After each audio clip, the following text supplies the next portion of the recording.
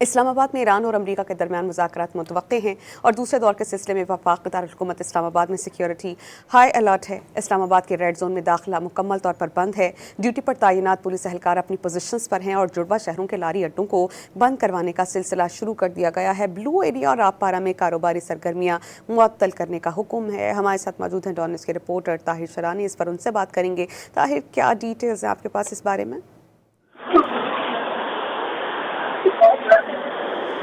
طاہر، آپ سن رہے ہیں ہمیں؟ جی بالکل، دیکھیں ایران اور امریکہ مذاکرات کا دوسرے دور کے سلسلے میں آج دوبارہ سے اسلام آباد میں سیکیورٹی انتہائی سخت کر دی گئی ہے۔